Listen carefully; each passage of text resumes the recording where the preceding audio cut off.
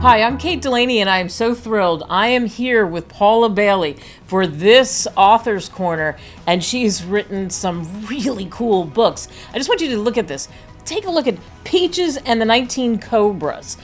Peaches and Jake and, oh my. Peaches and Jake and the 19 Cobras, oh my. I have to say that correctly. Peaches and Jake celebrate Christmas. We have that in common. We both love Christmas, and wait till you hear what she does at her house. It's really, really, really cool.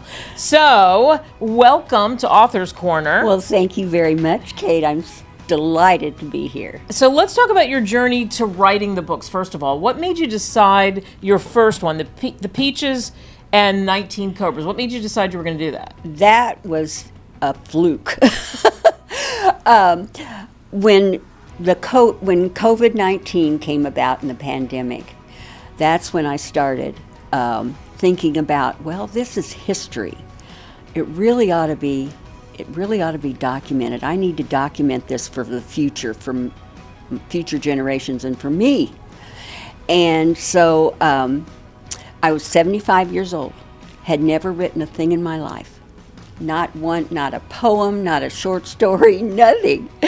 And so I started taking notes, and I take a lot of pictures. I've always taken a lot of pictures every year, and I make an album every year of my life so that I know in a certain year what I did and who I did it with. So it makes a great remembrance and great a way to remember things and recall things. But anyway, so I thought, well, I'm going to make an album of this, and I'd taken a lot of pictures, and I thought, well, everybody's going to be doing COVID stories and documentations, but I want to do mine a little differently. And you know, I have 2 golden retriever rescues here that are probably wondering what in the heck is going on. Because they can't ask questions about what's going on because our lives were changing. Right. So many things were different, and so I thought, well, I'm gonna write this story from a dog's point of view, and so that's what I did. I just started taking notes, and I had pictures already made that I was taking along the way, and I just wrote the book from the pictures and from what was happening, and it was about our life and how we coped with the pandemic and with the COVID-19.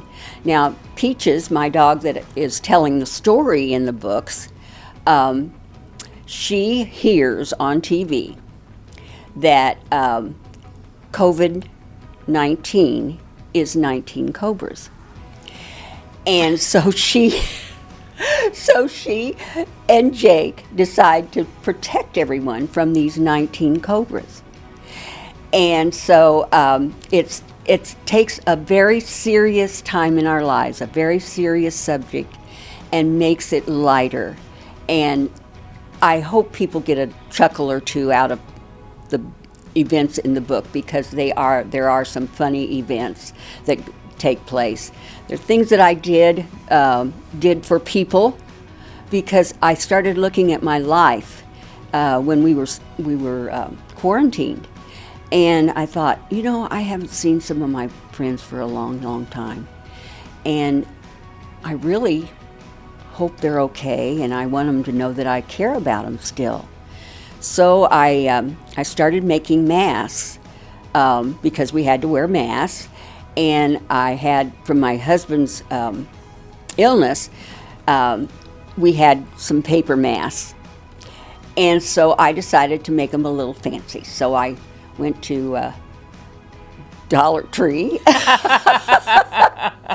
and bought some trim, fancy trim, and I started decorating masks for me.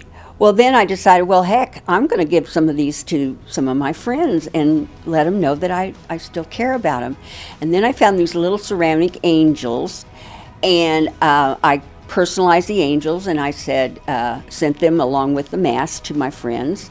And I said, thank you for being a special angel in my life. Aww. And they were thrilled, and I was thrilled to give it to them because it let them know that I still thought about them and cared about them. Yeah. And so that led to a lot of different things that I did. I decided to make angels for for not only my friends, but for my caregivers and the doctors and their staff, and the policemen and the firemen in our area, so they would know that people appreciated what they were doing. They were putting their lives on the line to help protect people. And so on the firemen and the policemen's angels, I said, thank you for keeping us safe. And it was a fun thing for me to do and kept me out of trouble. I like that. Kept me out of trouble. And speaking of trouble, in the book, there is some mischief. Oh, definitely yeah. with Peaches. Peaches, who's the voice of this book. It is so clever. There's so many gorgeous pictures in it and funny things that happen. I mean, any dog lover would love the story, but even if you weren't a dog lover, you would love it. And you talk about happy birthday to me. You talk about today is my 7th birthday, and Mommy made me these bows for my birthday, and there's pictures of bows in the book. We'll show you just a few of those, right? And it's just so clever and so funny. You have a wicked sense of humor. That's for sure. There's no question about it. Let's talk about your love for dogs and when that all started and getting rescues. Okay. Well, I've had a dog all my life. My first pet, however, was a duck.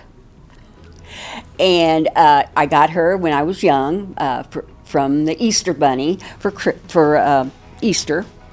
And I named her PL. PL were my initials.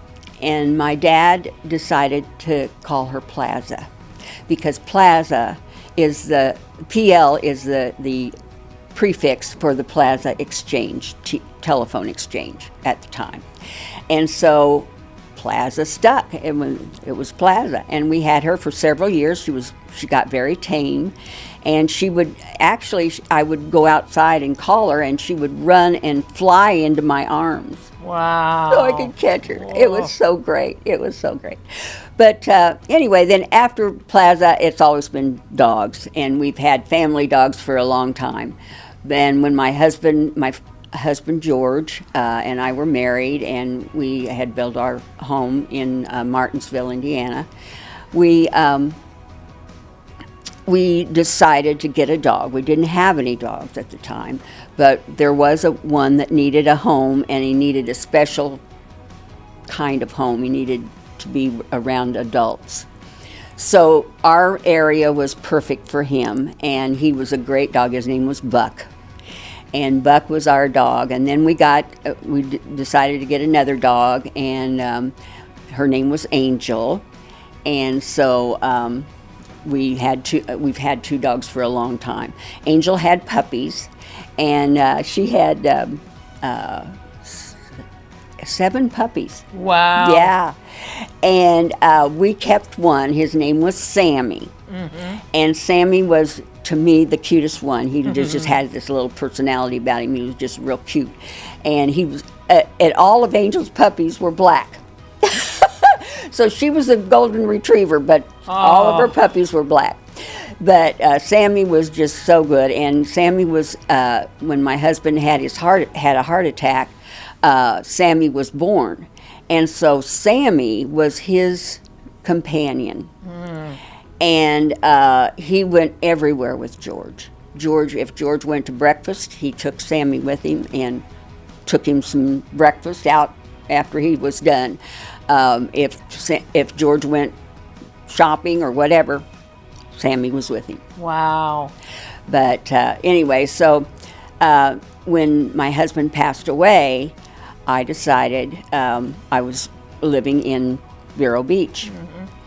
And I needed, Sammy lasted for a little bit, but he was so close to George that I think Heartbroken. He was heartbroken, yeah. And so so I decided to get another dog, and 2 hurricanes had come through Vero Beach. at the same time, and this was in 2004, and it was Francis and Jean. Francis and Jean. And they did quite a bit of damage in Vero Beach. We weren't really ready for hurricanes at the time. None had really come through that were damaging until then. But anyway, I went to the Humane Society and looked at dogs. And Clarence was the next dog that I got. He was part Golden Retriever. He was a stray. He was a hurricane stray.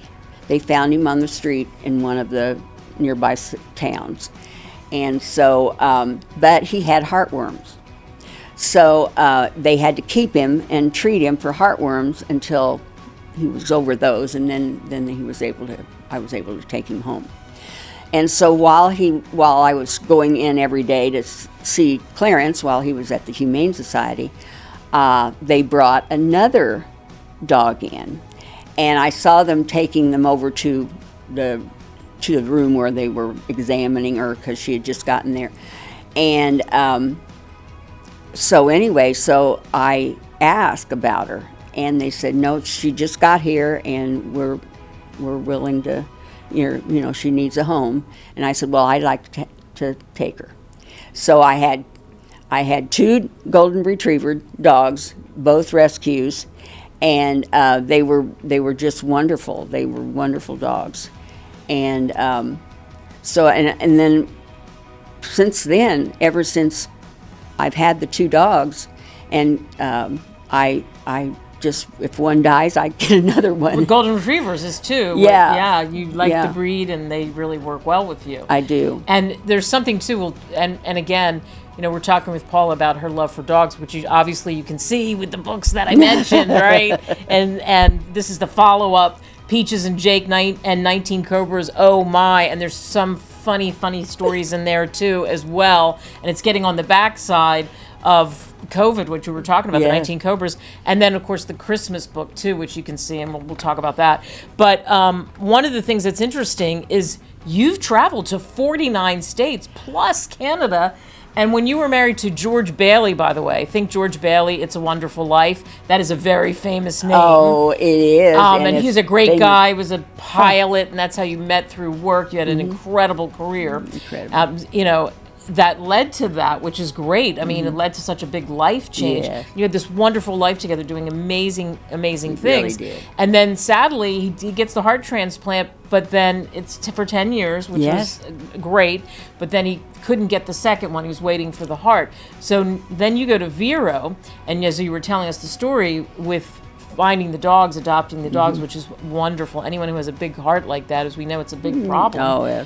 And you had a motorhome, because that's one of the things the 2 of you did, and he insisted, right? Tell us about that. Like, what was that like? Because he insisted you learn how to drive it. He did. It's so funny because, we traveled a lot in our motorhome between Indiana and Vero, because my parents at the time lived in Vero, so we'd come down to visit them.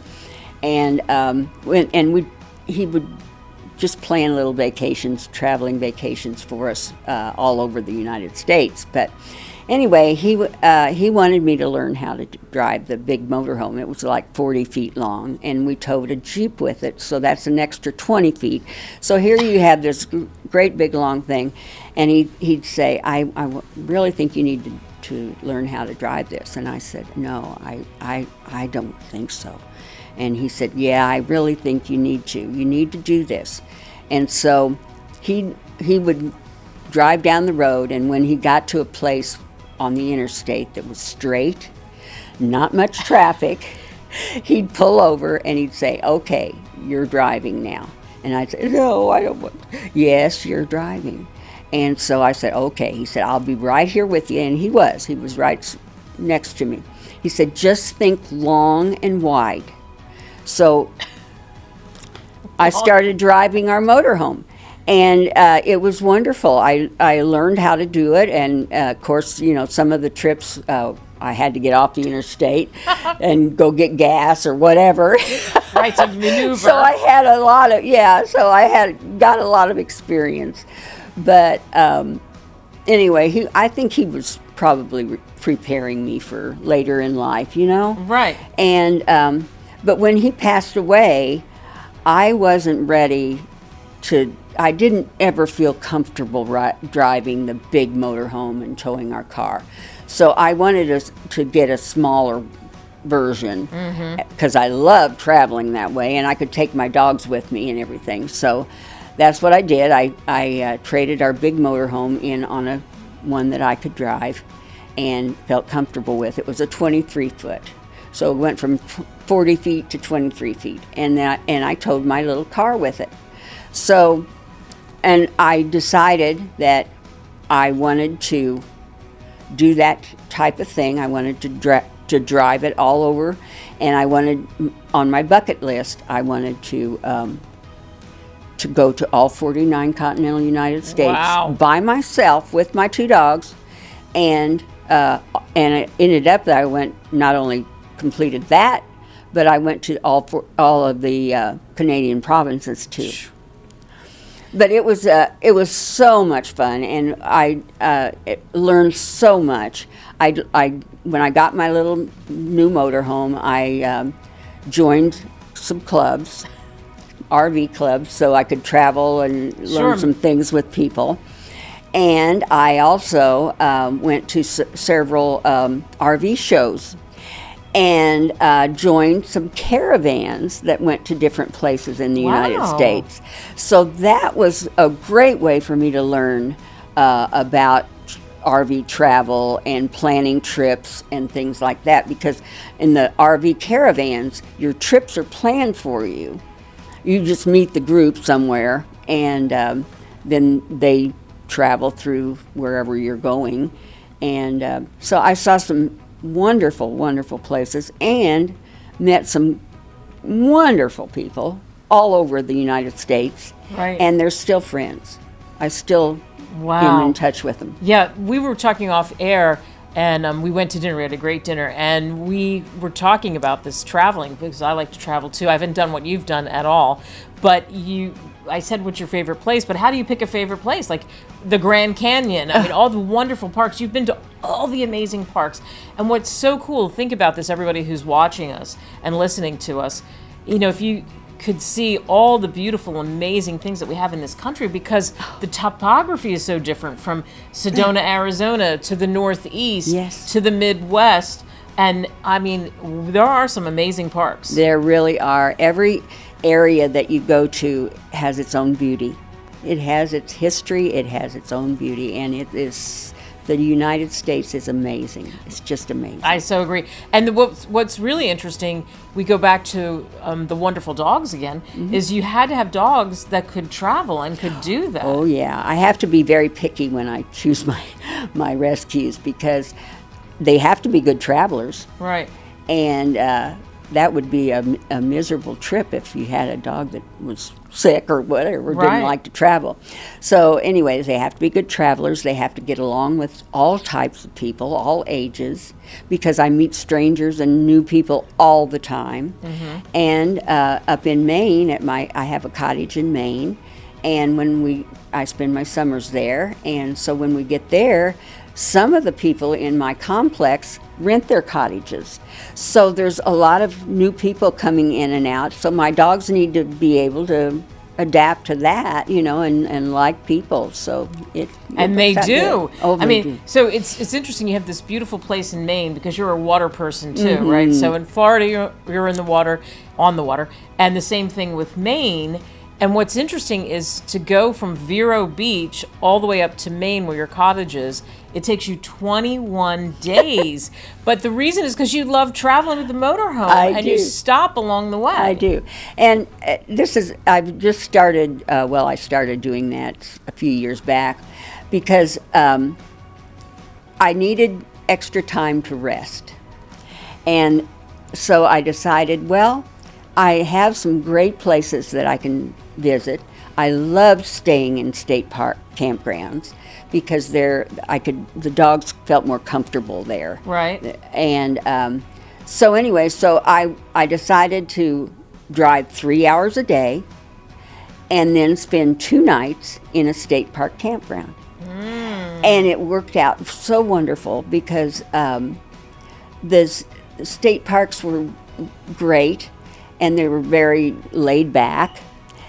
And the dogs could go around, they could run around, they could check the area out, and they could rest.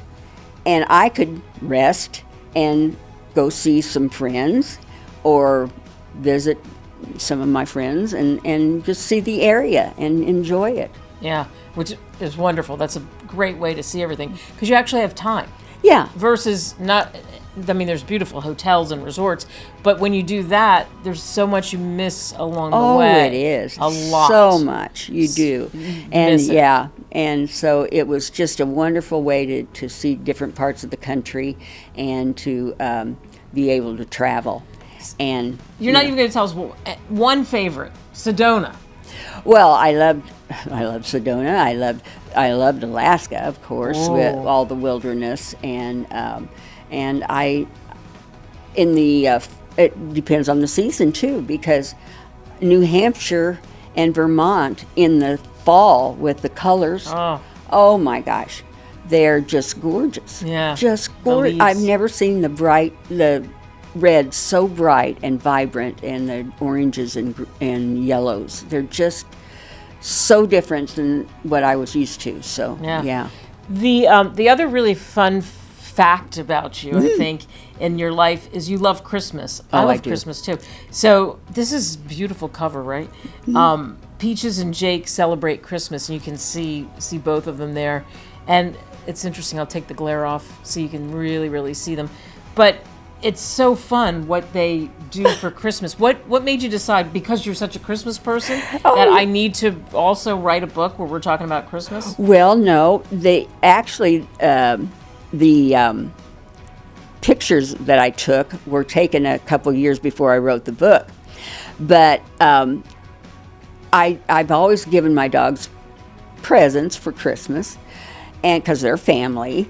And Jake, the two dogs were so different with their toys, and Jake just loved stuffed toys. And I don't know, he would play with it. He was delighted to get something new, but by the end of the day, it was normally a scrap of fabric, because most of the dog toys have little squeakers in them, and my dogs just had to find those squeakers, and so that required that you had to dismember your animal. And you illustrate that point, which is very, very, very funny. And so, but yet Jake, even though he had his toy all torn up, he still loved that toy, and it was a moose. And even though it was a scrap of fabric, if I would ask him to go get his moose, go get Moosey, He'd get it. He would he'd find that scrap of fabric and bring it to me. Oh, I love that. Yeah. They're so smart. Oh, they are. Yeah. They are. And now Peaches was completely different, because she liked her toy, but she didn't really know what to do with it. I'm not sure she had ever had a toy before, a stuffed toy. So she just decided to take a nap with it. And her toy remained pristine. And I had told Jake, he would have probably helped her play with it, but I had told him early on when he chose the moose, I said, now, the moose is your toy. You can play with it, whatever you want to do. But this fox is Peaches. And you cannot have it. You leave her toy alone. And he did. Her toy, to this day, is pristine. Wow. She takes naps with it. She loves it, but not. I love that. You give a present, they'll have that present forever. Yeah. And because you like Christmas so much, what's really fun, and you've got photographs in the book about it. I love Christmas trees, and you do too. Oh, I do. How many Christmas trees do you have at your house? I have 32 Christmas trees. 32. They're all decorated. They're all themed, and they're decorated with ornaments that I've collected over my travels and over the years. And some of them I've made. I had one year where I was trying to be artistic and fun and doing some craft ornaments. And several that people have given me that are very Wow. special to me. And so, yeah, so they're all on trees. And I just recently, my newest tree is my Jake tree. Aw. And I found these little bitty stuffed animals. And I got some, and they're on this tree. And so that's what this Jake's tree is, all little stuffed animals. And in remembrance of Jake. In remembrance of Jake, yes. Wow, because recently passed away. you Yes, know, he did. And we're going to talk about something else you have going on in that sense. But when people read your books, what do you hope they take away? Well, I hope they take away the fact that you need to be considerate of other people. You need to be kind. You need to be caring. And just, be a good person. And that rescue animals are wonderful. They all, they are just such a wonderful pet. And I have had such great luck with them, and I am a big advocate for rescues. Yeah, and I am too. Obviously, I have my Guinness, who's a golden retriever, so I feel very much the same way. And you now have upcoming next, and I'm sure you're going to write about this too. Molly is coming Yes. into your world. How did you get? What happened with Molly? Molly wasn't even in the United States. No, Yeah. Molly was in China, but no, Molly. Well, when Jake died, I just waited. Peaches and I were both grieving because Jake was such a wonderful dog. And Peaches was very close to him. When I first got Peaches and took her home to meet Jake, they bonded immediately. Wow. I mean, it was like a instant, and they were inseparable. Jake taught Peaches everything he knew. I am convinced of that. So now Peaches is teaching Jake's replacement. Wow. But when Jake passed away, he was just so sweet, and so everybody loved Jake. And Jake, he just had this way about him that made you just think about such a wonderful thing. But when I had to have him put down, I went into the vet's office, and they closed the office for me, so they could be with me and Jake when he was put down. It was so, that's how much everybody just loved Jake. him. Yeah. Yeah. Wow. So, but anyway, so then when Jake died, Peaches and I grieved for quite a while, and then I decided we need to get another dog for Peaches, and so I started looking, and I knew I wanted what kind of dog I wanted, and I was very picky because I have to be picky. They have to be good travelers, as I mentioned, and they have to get along with people and other dogs. So I didn't find anything that I really wanted, but I did find this rescue down in southern Florida called the Big Dog Ranch. Mm-hmm.